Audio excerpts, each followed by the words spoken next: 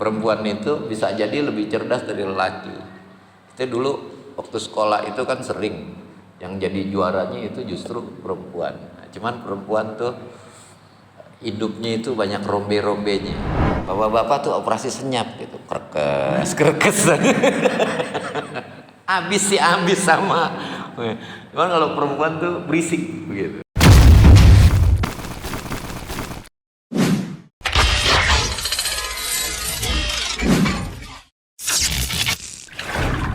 Bismillahirrahmanirrahim. Assalamualaikum warahmatullahi wabarakatuh.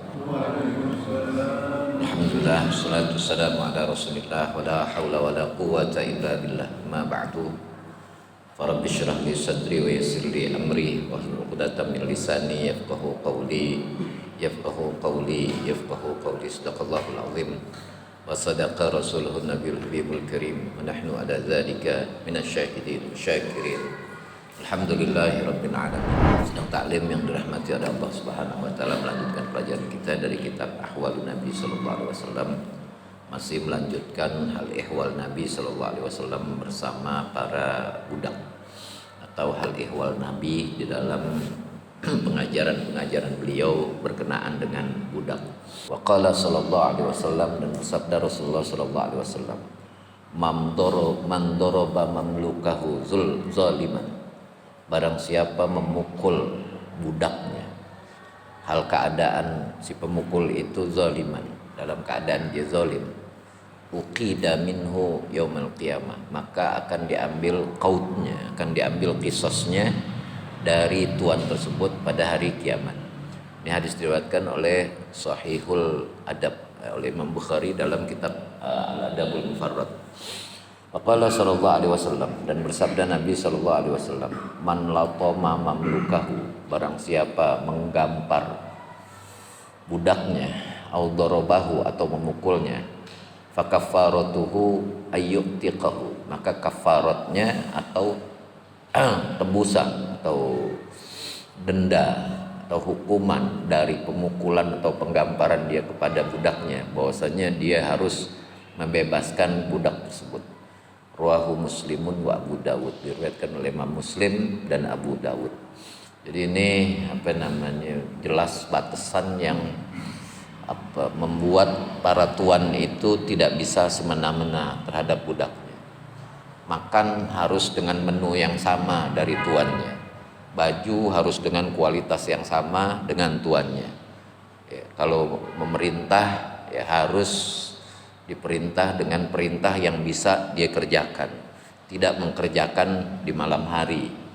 Kalau memang harus ada kerjaan lembur, si tuan harus ngebantuin, dan seterusnya dan seterusnya.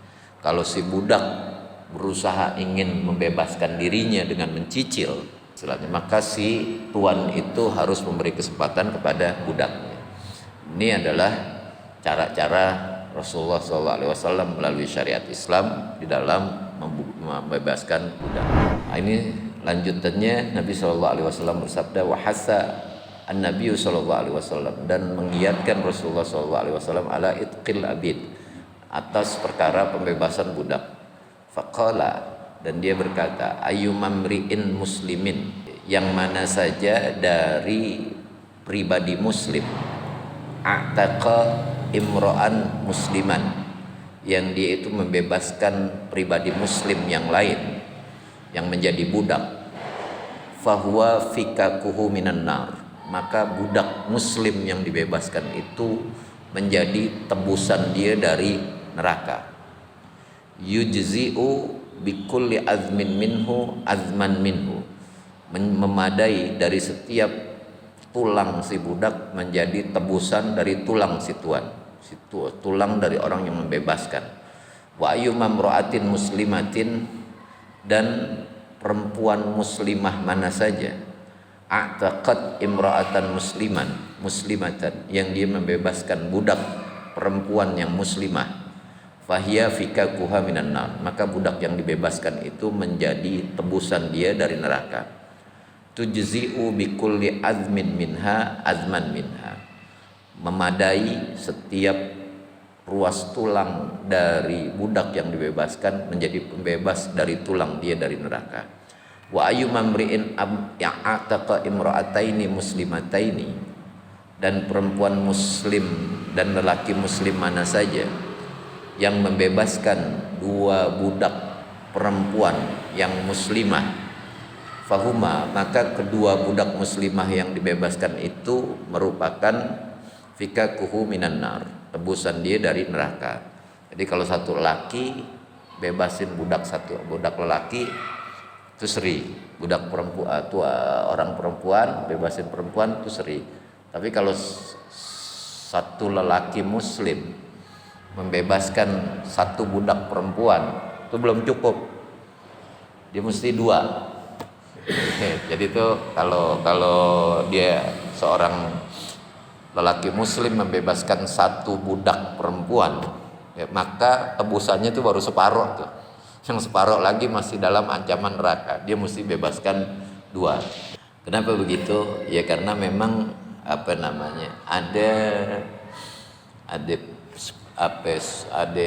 pengkhususan begitu, bahwa budak-budak ini, perempuan itu hukumannya setengah dari perempuan merdeka begitu. Jadi kalau budak perempuan itu berzina dan dia masih jomblo berzina, itu pukul dijilid 40 kali. Tapi kalau perempuan merdeka jomblo berzina, nah itu dipukul 80 kali.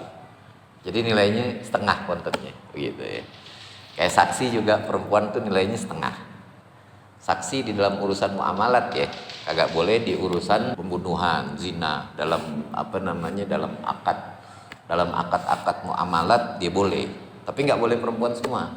Jual beli besar misalnya, laki 2 boleh, laki 1 perempuan 2 boleh begitu ya. Tapi kalau perempuan 4-4-nya nggak boleh.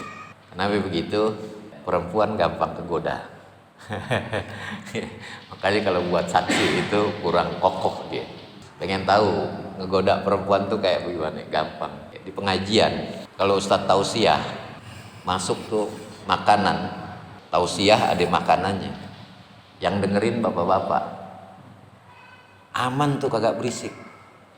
Bapak-bapak tuh operasi senyap gitu, kerkes